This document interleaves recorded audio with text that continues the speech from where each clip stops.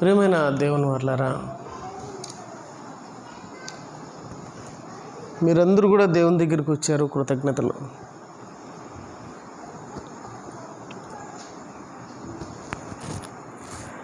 దేవుని దగ్గరికి అందరూ రారు. దేవుని దగ్గరికి రావాలనే మనసు అందరికీ ఉండదు. ఎందుకు ఉండదంటే దేవుడు అంటే వాళ్ళకి ఇష్టం లేదు. నిజమే కదా చెప్పండి? ఇష్టం ఎక్కడికైనా వెళ్ళిపోతుంది. అప్పుడప్పుడు పేపర్లో చదువుతూ ఉంటాం మనం, భార్య కోసం భర్త సైకిల్ దొక్కుంటూ 150 కిలోమీటర్లు వచ్చాడంట. దేనికోసం? కరోనా మందు కోసం. ఆ మందు కోసం 150 కిలోమీటర్ల సైకిల్ దొక్కుంటూ ఆ మందు తీసుకొని మరలా 150 కిలోమీటర్ల సైకిల్ దొక్కుంటూ ఇంటికి వచ్చాడంట. ఎందుకంత కష్టపడ్డాడంటే తన భార్య పైన ఉన్నటువంటి ఇష్టం అంత దూరం ప్రయాణం చేసేటట్టు చేసింది. మరి దేవుని దగ్గరికి మనుషులందరూ కూడా ఎందుకు రావడం లేదు చెప్పండి? ఇష్టం లేదు. అదే ఇష్టం ఉంటే ఎంత దూరమైనా వెళ్తారు. ఏమండి? మనుషుల ఇష్టం దేవునికి కష్టంగా అనిపిస్తుంది. ఎందుకంటే వాళ్ళు ఎప్పుడు దేవుణ్ణి ప్రేమించే వాళ్ళుగా ఉండరు. దేవుణ్ణి ప్రేమించడం అంటే ఆయన ఆజ్ఞలను అనుసరించి నడుచుకోవడమే. దేవుణ్ణి ప్రేమిస్తున్నామని చెప్పడం అంటే దేవుని ఆజ్ఞలను గైకొనటమే, దేవుని ఆజ్ఞలను ప్రేమించడమే. దేవుని పిల్లలారా,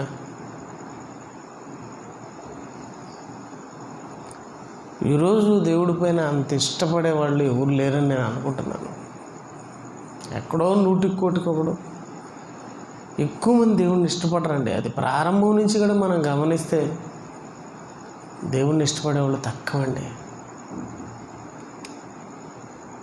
వాళ్ళ కోసం, వాళ్ళ పిల్లల కోసం, వాళ్ళ సంసారం కోసం, వాళ్ళ కోసమే ప్రయాసపడుతూ ఉంటారు తప్ప దేవుని కోసం ప్రయాసపడేవాళ్ళు చాలా తక్కువ.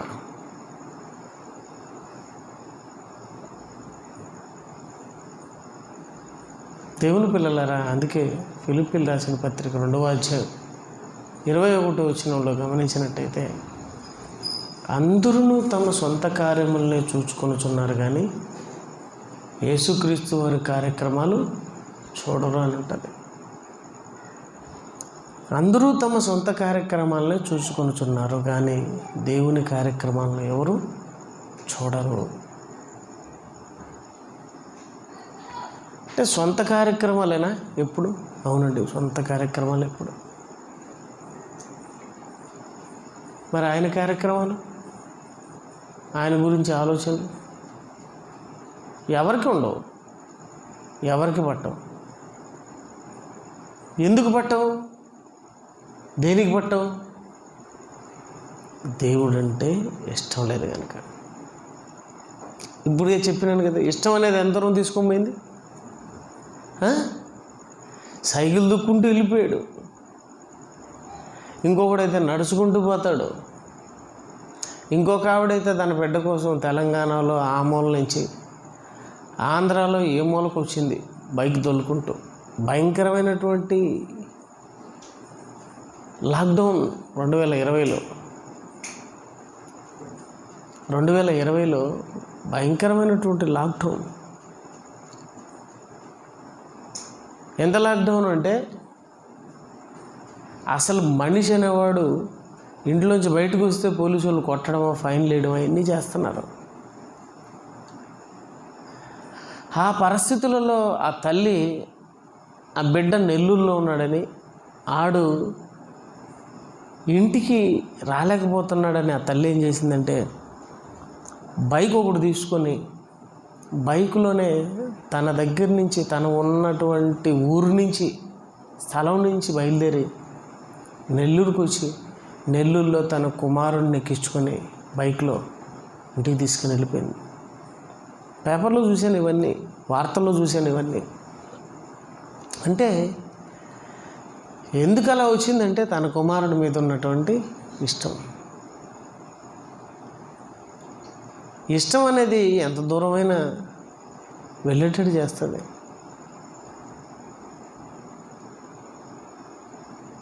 అది ఎంత దూరం వెళ్తుందో చెప్పమంటారా?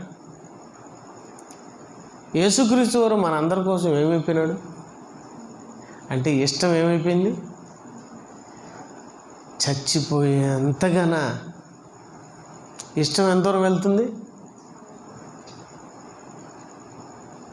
నువ్వు నేను ఒకవేళ వెళితే 150 కిలోమీటర్లు, 200 కిలోమీటర్లు, 300 కిలోమీటర్లు మహా అయితే భూమిని చుడతాం అనుకోండి.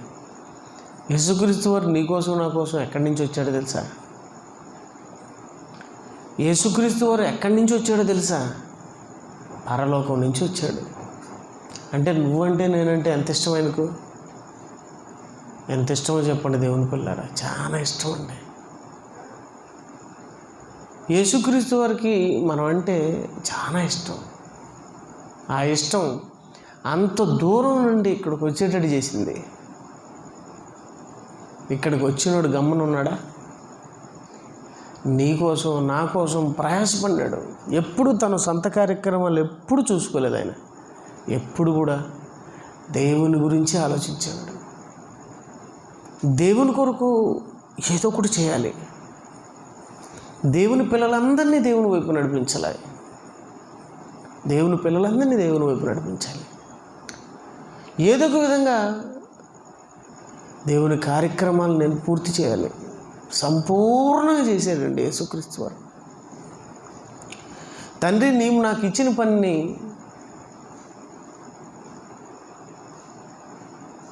పరిపూర్ణముగా సంపూర్ణముగా చేశానంటాడు యోహాను 17:4.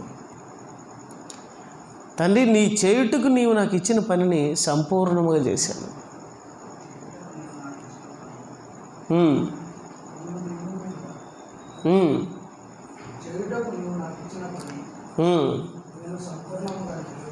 చూడు, సంపూర్ణముగా నెరవేర్చి భూమి మీద నుండి మహింపరిస్థితిని భూమి మీద దేవుడు మహింపరిచాడండి.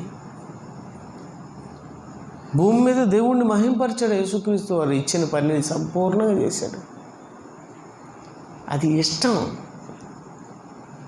దేవుడి మీద ఉన్నటువంటి ఇష్టంతో యేసుక్రీస్తు వారు పరలోకం నుండి వచ్చేసాడు. దేవుడి మీద ఉన్నటువంటి ఇష్టంతో ఎంత కష్టమైనా సరే ఓర్చుకున్నాడు. తిట్టారు, కొట్టారు, చంపారు,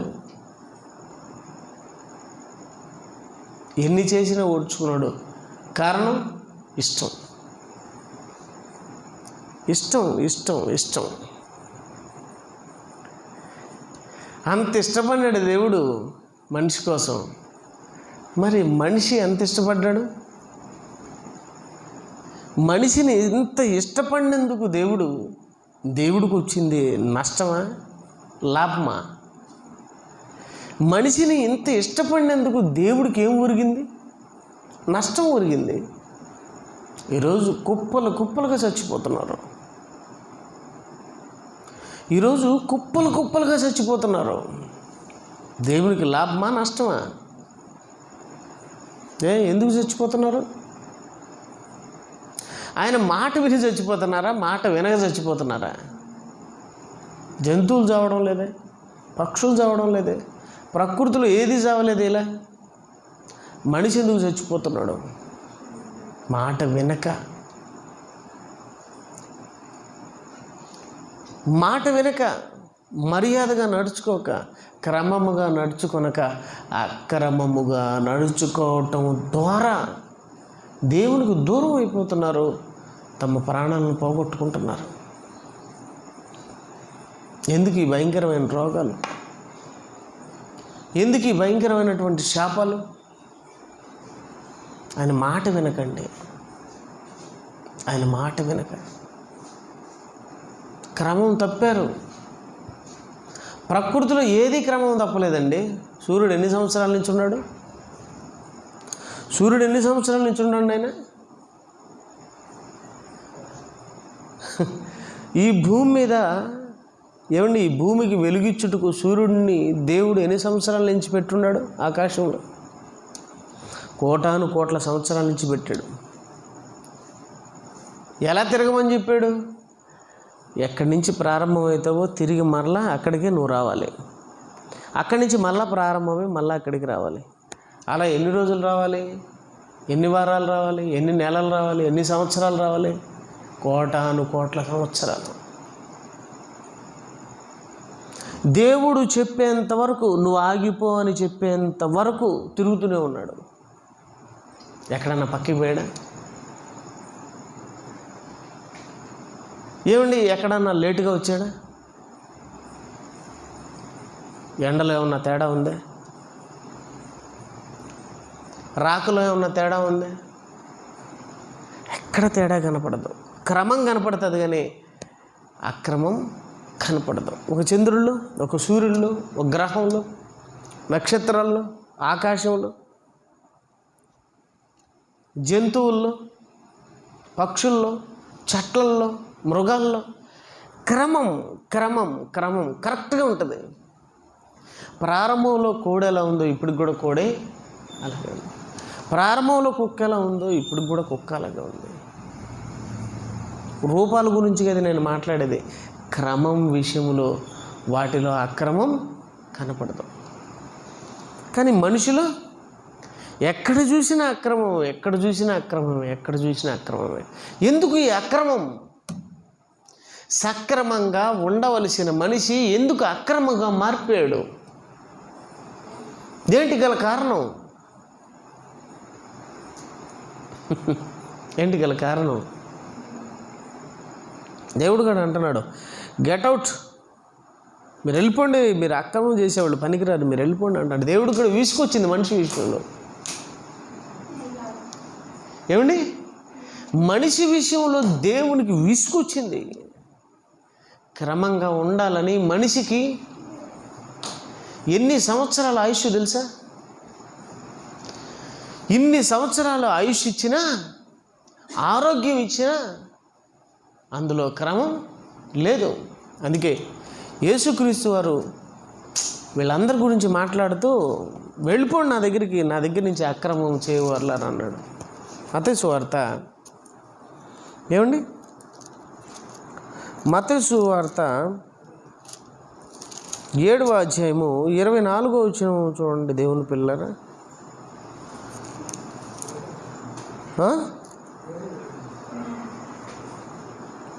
మత్తయి సువార్త 7వ అధ్యాయము 23వ వచనాన్ని చూడండి దేవుని పిల్లరా. 23లో చూడండి. అప్పుడు నేను మిమ్మును ఎన్నడను ఎరుగును, అక్రమము చేయవారులారా నా యుద్ధ నుంచి పొండని వారితో చెప్పాను. ఎందుకు ఇలా మాట్లాడుతున్నాడంటే వాళ్ళతో 22లో అంటాడు, ప్రభువా ఆ దినముందు అనేకులు నన్ను చూచి, ప్రభువా ప్రభువా మేము నీ నామమున ప్రవచింపలేదా? నీ నామమున దెయ్యములు వెళ్ళగొట్టలేదా? నీ నామములు అనేకమైన అద్భుతములు చేయలేదా అని చెప్పుదురు. అంటే దేవుడు వీళ్ళని అద్భుతాలు చేయమని చెప్పినాడా? దేవుడు సువార్తను ప్రకటించమన్నాడా? అద్భుతాలు చేయమన్నాడా?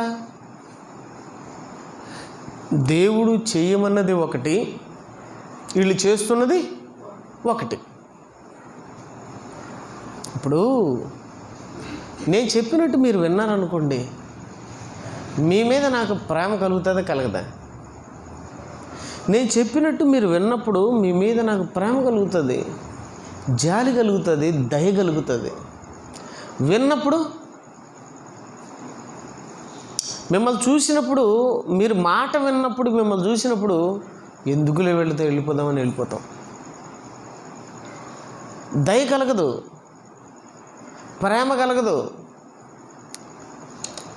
దేవుడు కూడా అండి నీలా నాలా మనం ఒకసారి 2 సార్లు 3 సార్లకే విసుగుచ్చుకుంటాం, ఇంకొద్దప్ప వెళతాం మనకు ఎందుకని.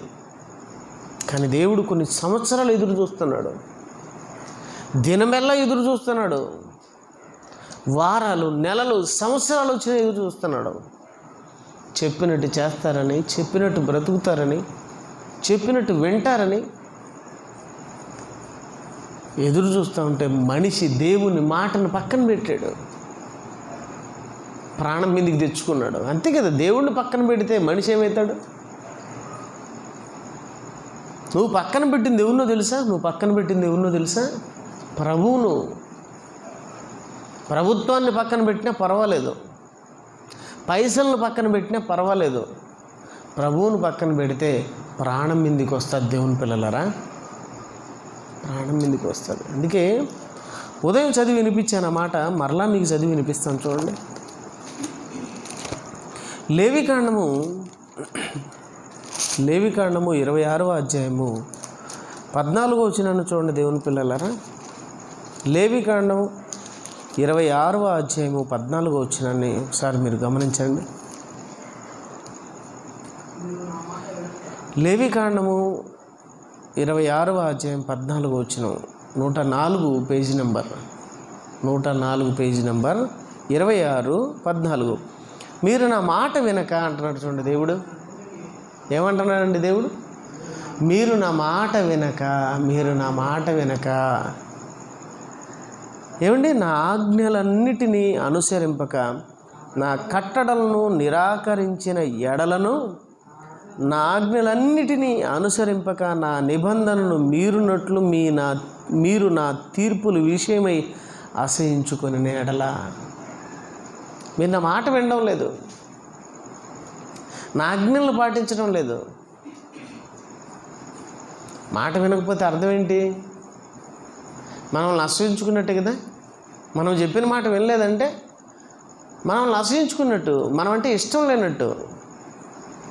అలా దేవుని మాట ఏమన్నా మనకేమన్నా చెడు మార్గంలో పంపించేదే? దేవుని మాట మనల్ని అందరినీ మంచి మార్గంలోనే నడిపించేది, చెడుగా నడిపించేది ఏం కాదు. ఎప్పుడు అది మనల్ని మంచి మార్గంలో నడిపిస్తుంది. ఏమండి, ఈ లోక సంబంధమైన మాట, ఈ లోక సంబంధమైన మాట మనల్ని మంచి మార్గంలో నడిపిస్తుంది, చెడు మార్గంలో నడిపిస్తుంది. అయినా చెడు మార్గంలో నడిచే మాటలే మనిషికి తీయగా ఉంటాయండి. అందుకే అండి ఈరోజు తీయటి రోగం కూడా వచ్చింది, షుగర్. వాడు తీయని మాటల వలన మనిషికి తీయటి రోగాలు కూడా వచ్చాయి. షుగర్ అంటే ఏంటో తెలుసా? తెలుగులో తీపి. షుగర్ వ్యాధి అంటే తీపి వ్యాధి. ఎందుకు తీపి వ్యాధి వచ్చింది? తీయటి మాటలు వినడం వల్ల ఏమొచ్చింది? తీపి కలిగినటువంటి వ్యాధి. అంటే జీవితంలో తీపి తినకూడదు, ఇంకా చచ్చేంత వరకు వాడు తీపి తినకూడదు. తిన్నాడా చస్తాడా? ఎందుకు? తీయటి మాటలు విన్నావు కదా, అవి మంచి మాటలు అనుకున్నావు కదా. ఏమండి, కొండిగాని మాటలు ఎలాంటివంట? తీయగా ఉంటాయంట. చివరికి క్యాన్సర్, షుగర్, బీపీ. దేవుడు అంటాడు, నా మాటలు వినలేదు మీరు, నా కట్టలను అనుసరించలేదు, నా ఆజ్ఞలన్నింటినీ అనుసరింపక, నా నిబంధనను మీరునట్లు మీరు నా తీర్పుల విషయమై అసహించుకుని ఎడల. 16, నేను మీకు చేయునదేమనగా మీ కన్నులను క్షీణింపచేయుదును. కన్నులు క్షీణించిపోతే, కరోనాతో ఎంతోమంది చచ్చిపోయారండి, క్యాన్సర్తో ఎంతోమంది చచ్చిపోయారండి. ఎలా చచ్చిపోయారు తెలుసా? కళ్ళు కూడా ఇంత లావు కళ్ళు ఇంత అయిపోయాయి, క్షీణించిపోయాయి. ఏమంటే రోగం వస్తే కళ్ళు ఏమైపోతాయి? అందంగా ఉంటాయి బాగున్నప్పుడు. ఏమంటే అనారోగ్యం వచ్చినప్పుడు అందంగా ఉంటాయా? ముక్కు, మొహం, కళ్ళు అందంగా ఉంటాయమ్మా. ఆ మనిషి చచ్చిపోయిన తర్వాత 1-2 నెలల తర్వాత శవం ఎలా ఉంటుందో బతికున్నప్పుడే అలా అయిపోతారండి. ఎందుకు ఆ పరిస్థితి వచ్చింది? ఎందుకు ఆ జీవితం వచ్చింది? ఎందుకు ఆ బ్రతుకు వచ్చింది? నా మాటలు మీరు వినకపోవటం వల్లే కదా, నా ఆజ్ఞలను మీరు అనుసరించకపోవటం వల్లే కదా, నా కట్టడములను మీరు మీరటం వల్లే కదా. నేను మీ కన్నులను క్షీణింపచేయునట్టు, ప్రాణమును ఆయాసపరచునట్టు, తాపకరమైన జ్వరము, క్షయ రోగమును మీ మీదికి రప్పించేదను. ప్రాణమునకు ఆయాసకరమైనటువంటి రోగం, అదే ప్రజెంట్ కరోనా. ప్రాణమునకు ఆయాసమైన రోగం ఏంటి? కరోనా. ఊపిరాడకే కదా ఈ రోగం వచ్చిన వాళ్ళు చచ్చిపోతుంది. ఆక్సిజన్ లేక, సిలిండర్స్ లేక ఎంతమంది చావులు, ఎంతమంది అండి చావులు? ప్రాణానికి ఆయాసకరమైన రోగం అంటున్నాడు చూడండి, దేవుడు అంటున్నాడు, ప్రాణమును ఆయాసపరుచునట్టు తాపకరమైన జ్వరం రావడం, ఆయాసం, జ్వరం రావడం, తుమ్ములు రావడం, దగ్గు రావడం, ఆయాసం. ఈ ఆయాసం దేనికి? ఈ ఆయాసం రాయడం, ఆయుష్ తీరిపోవడం దేనికి? ఆయన మాట వినకుండా ఉండడం వల్ల. క్రమముగా నడుచుకోవలసిన మనిషి అక్రమముగా నడుచుకోవడం ఎప్పుడైతే ప్రారంభించాడో ప్రాణం మీదికి కొని తెచ్చుకున్నాడు. అదే అంటున్నాడు దేవుడు. క్రమాన్ని వదిలిపెట్టారు మీరు. సక్రమంగా బ్రతకవలసిన మనిషి ఏమండి అక్రమంగా బ్రతకడం ప్రారంభించాడు. అందుకే దేవుని పిల్లరా, దేవుని మాటలు వినడానికి అందరూ ఇష్టపడరు. దేవుని మాటలు వినడానికి అందరూ ఇష్టపడి రారు కూడా. వస్తారా? ఎందుకు చాలామంది కూడా ఏమండి ఈ పరిస్థితులలో కూడా దేవునికి కనీసం మొక్కున్నాము, దేవునికి ప్రార్థన చేసుకున్నాము అనే వాళ్ళల్లో ఏమన్నా కలుగుతుందేమో అని చూస్తానండి. ఎక్కడ ఉండదండి వాళ్ళలో ఆ మనసు, ఉండదండి ఆ మనిషి, ఉండడండి. ఎందుకు మనిషి అలా అయిపోయాడు? ఎందుకు మనిషి జీవితం అలా అయిపోయింది? క్రమం తప్పాడు, అక్రమం. అందుకే హెజ్కేలు గ్రంథంలో దేవుని పిల్లలకు మంచి మాట అంటున్నాడు చూడండి. హెజ్కేలు గ్రంథం 18వ అధ్యాయం 30 వచనాన్ని చూడండి. హెజ్కేలు గ్రంథం 18వ అధ్యాయము 30 వచనం దేవుని వర్లరా.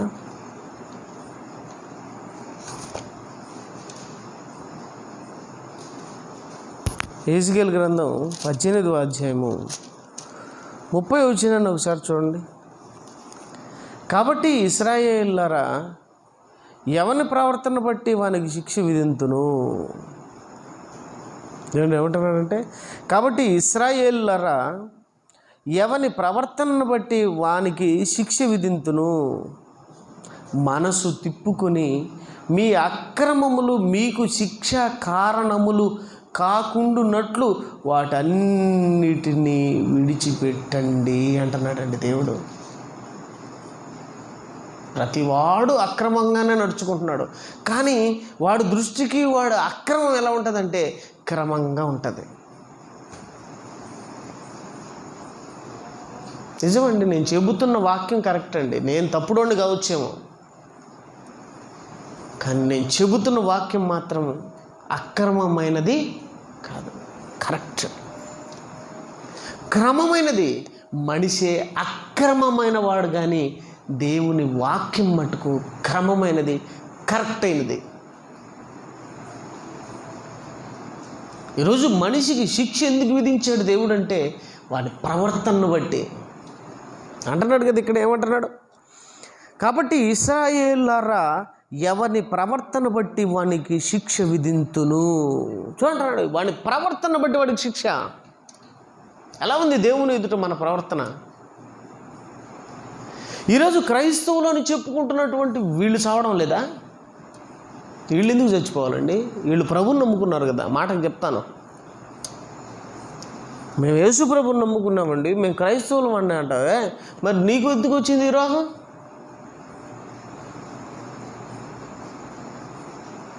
క్రైస్తవుడు లేదు, హిందువు లేదు, ముస్లిం లేదు, ఎనీబడి, ప్రతి ఒక్కడిని దేవుడు ఊతికి ఆరేస్తున్నాడు. ప్రతి ఒక్కరిని ఏమండి అక్రమంగా బ్రతికే ప్రతి ఒక్కరు పోతున్నారు. నాకు మించిన వాళ్ళు లే, నాకుండేది ఎంతో తెలుసా, నా ఆస్తి ఎంత, నా పలుకుబడి ఎంత, నాకైతే అంత బీరాలు బరికిన వాళ్ళు ఏమైనారు తెలుసా? దిక్కులేని చావు తెచ్చినారు. అంటే నలుగురు ఎత్తుకొని పోయేవాళ్ళు కూడా లేకుండా పోయిన వాళ్ళు లేరంటావా? నలుగురు మోసేదానికి కూడా లేరండి మనుషులు. అంత భయంకరమైనటువంటి చావులు ఈ మధ్యకాలంలో మనం అందరం చూసాము లేదా? నలుగురు మోయడానికి కూడా ఎవరు లేరండి. జేసీబీలు వచ్చి తీసి జేసీబీ ఆ శవాన్ని అడదబ్బాల. అయిపోయిన వాళ్ళు రారండి. ఎవరో అనామకులు డబ్బులు తీసుకొని అట పట్టుకొని ఇసిరి కొట్టేసిపోతారు. అంత కర్మ ఎందుకు వచ్చింది మనిషికి? కర్మకు కారణం అక్రమం. ఇంత భయంకరమైన కర్మకు కారణం క్రమం తప్పి అక్రమంగా బ్రతకడమే. అని ప్రవర్తన క్రమంగా లేదు. అందుకే వాడిని నేను శిక్షిస్తానన్నాడు. శిక్షిస్తాడు. ఈరోజు నాకు కరోనా రాలేదులే, తప్పించుకున్నానులే అని అక్రమకారుడు అనుకోవచ్చు. నేను చాలా జాగ్రత్తగా ఉంటానండి, శానిటైజర్ రాసుకుంటానండి, నేను మాస్క్ వేసుకుంటానండి, నేను బ్రహ్మాండంగా ఉంటాను, అందుకే నా దగ్గరికి రాలేదనుకుంటున్నాడు. కాదు, దేవుడే నీకు అవకాశం ఇచ్చాడు. తిరిగి మరలా నువ్వు మారు మనసు పొందడానికి అవకాశం ఇచ్చినాడు. కానీ నీ మాస్కు, నీ శానిటైజరు, నీకున్నవి నిన్ను కాపాడలేదు. నిన్ను కాపాడింది ఎవరో తెలుసా? దేవుడు. ఎందుకో తెలుసా? తిరిగి నువ్వు మారు మనసు పొందడానికి ఇచ్చిన అవకాశం, ఆయుష్. అంతేగాని నీ మెహర్బానీ కాదు, నీ గొప్పతనం కాదు. గొప్పతనం అంత ఎవరిది? దేవుడిది అంటున్నాడు కదా దేవుడు. ఏమంటున్నాడు చూడండి మరలా. కాబట్టి ఇశ్రాయేలులారా, ఎవరిని ప్రవర్తన బట్టి వానికి శిక్ష విధింతును. మనసు త్రిప్పుకొని మీ అక్రమములు మీకు శిక్ష కారణములు కాకుండానట్లు వాటన్నిటినీ విడిచిపెట్టండి.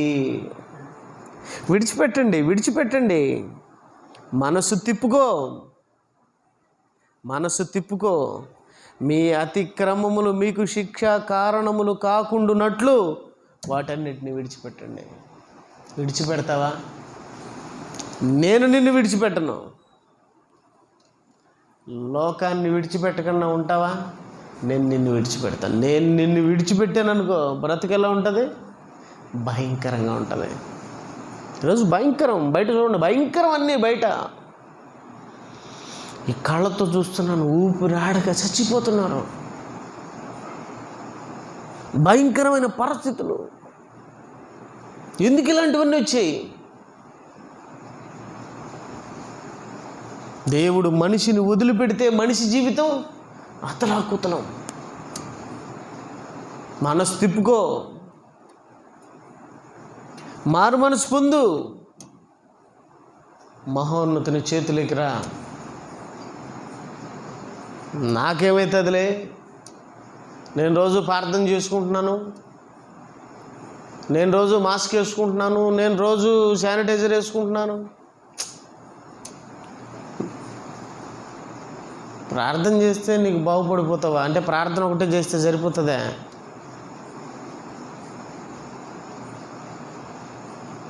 నాకు ఆకలి అవుతుంది, ఏం చేయాలి? మీరు ఏం చేయాలమ్మా? భోజనం పెట్టాలి లేదా?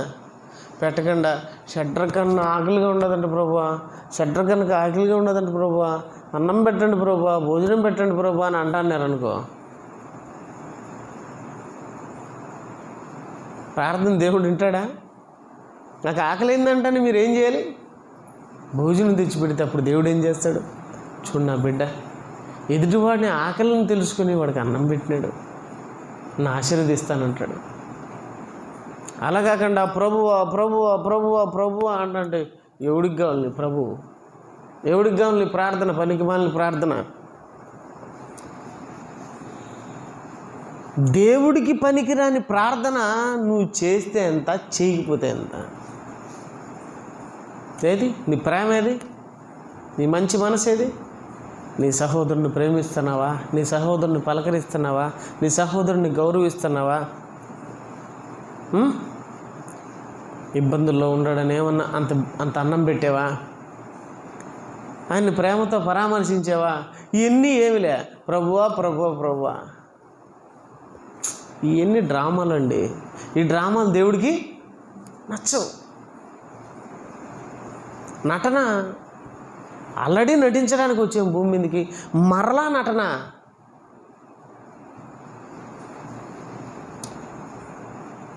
అక్రమం. అసలు నీ ప్రార్థన ఏమవుతుంది తెలుసా? దేవుని దగ్గరికి రాకుండా, దేవుని మార్గంలో నడుచుకోకుండా, దేవుడు చెప్పినట్టు వినకుండా, బోధకుని పక్కన పెట్టి, బోధన పక్కన పెట్టి నువ్వు ప్రార్థన చేస్తావా? ఏం చేస్తావు నువ్వు ప్రార్థన?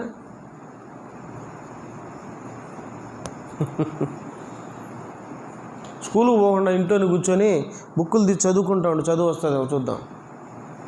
బడికి ఎందుకు పోవాలా? మందిరానికి ఎందుకు రావాలో తెలుసా? బడికి వెళ్ళేది నేర్చుకోవడానికి లోక సంబంధమైనవి, గుడికి వచ్చేది నేర్చుకోవాలి పరలోక సంబంధమైనవి, ప్రభువుకు సంబంధించినవి నేర్చుకోవాలి. ఇక్కడికి వచ్చి అవి నేర్చుకుంటే బతుకుతాం, అవి నేర్చుకుంటే ఒకరోజు చచ్చిపోయినా తిరిగి బ్రతకలేవు. ఇవి నేర్చుకుంటే ఇక్కడ బ్రతుకుతాం, అక్కడ బ్రతుకుతాం. ఇక్కడ బ్రతకడానికి ఇక్కడ బ్రతకాలి, ఇక్కడ నేర్చుకోవాలి, ఇక్కడ తెలుసుకోవాలి. మనిషి అక్రమం ప్రకృతిని కూడా సక్రమంగా లేకుండా చేస్తుంది. ప్రకృతి కరెక్ట్గా ఉంది, మనిషి లోపాలే, మనిషి అక్రమమే ప్రకృతిలో ఏమండి జరుగుతున్నటువంటి పరిణామాలు. ఏమండి ప్రకృతిలో సరైనటువంటి విధానంలో ప్రకృతి సరిగ్గా ఉండకపోవడానికి గల కారణం, సరైన విధానంలో నడుచుకోకుండా పోవడానికి గల కారణం మనిషి అక్రమం. ఈరోజు ప్రకృతి విజృంభిస్తుంది మనిషి మీదకి. వర్షాలు పడాలి కానీ ఊర్లు కొట్టుకోమేంతగానా ప్రకృతి విజృంభిస్తుంది గల కారణం మనిషి వికృతి. మనిషి వికృతి చేష్టలు. మనిషి దేవునికి అనుకూలంగా కాదు, అసహ్యంగా బ్రతుకుతున్నాడు. మారు మనసు పొందు అంటే అంటున్నాడు, నువ్వు మారాలి ఇశ్రాయేలులారా, ఇశ్రాయేలులారా అంటున్నాడు. కాబట్టి ఇశ్రాయేలులారా, ఏమని ప్రవర్తన బట్టి వానికి శిక్ష విధింతును. మనసు తిప్పుకొని మీ అక్రమములు మీకు శిక్షా కారణములు కాకుండానట్లు వాటన్నిటినీ విడిచిపెట్టుడి. మీకు శిక్షా కారణం కాకూడదు మీ యొక్క నడత. మీ అక్రమాలు మీకు శిక్షా కారణములు. మీరు చేస్తున్న తప్పుకు శిక్ష అనుభవిస్తారు. ఇప్పటికైనా మీరు మనసు తిప్పుకొని మర్యాదగా ఉండడం ప్రారంభిస్తే బ్రతుకుతారు. లేదంటే జాగ్రత్త అంటున్నాడు. 31 మీరు జరిగించిన అక్రమ క్రియలన్నింటినీ విడిచి నూతన హృదయమును నూతన బుద్ధియు తెచ్చుకునుడి. ఏమనండి? ఇశ్రాయేలులారా, మీరెందుకు మరణం నొందుదురు? మీరెందుకు చచ్చిపోతారు? మీరెందుకు చావాలి? బ్రతకండి.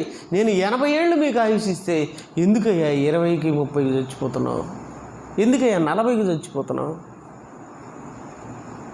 కారణం అక్రమం. నేను సక్రమంగా బ్రతకమని నేను ఒక మార్గాన్ని ఏర్పాటు చేశాను, మీరు అక్రమంగా వెళుతున్నారు.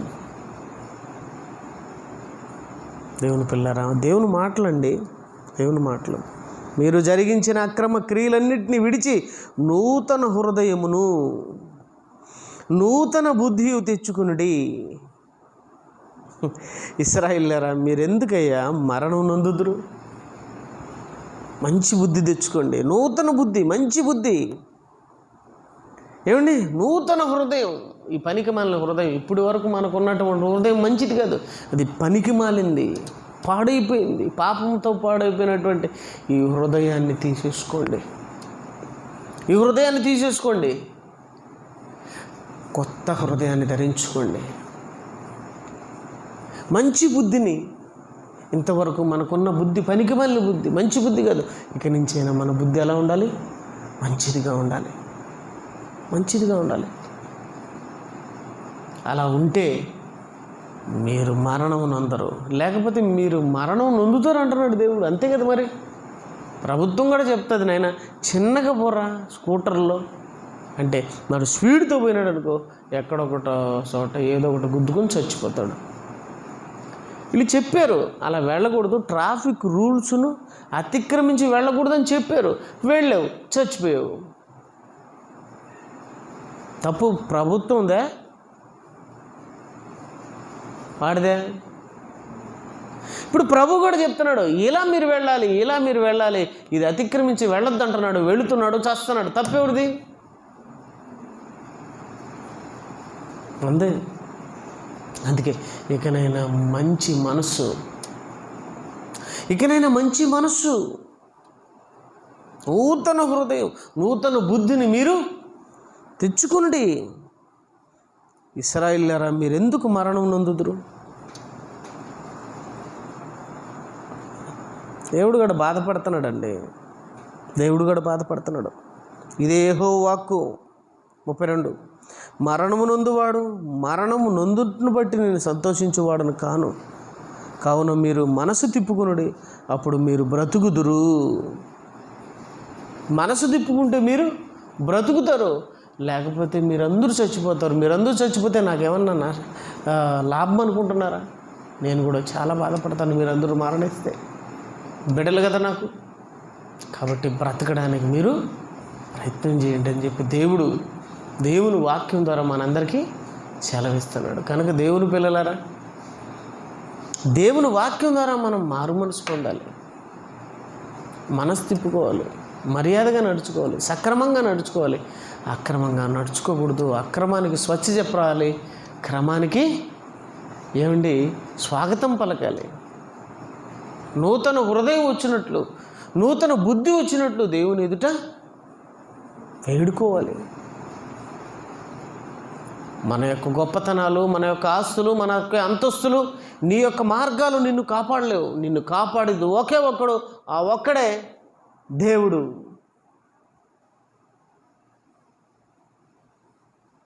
ఇవ్వండి ఈ కరోనా, ఈ క్యాన్సరు, ఈ భయంకరమైన రోగాలకు గల కారణాలు. క్రమం లేని జీవితం, దేవుడు అంటే ఇష్టం లేకుండా పోవడం, దేవుణ్ణి ప్రేమించలేకుండా పోవడం,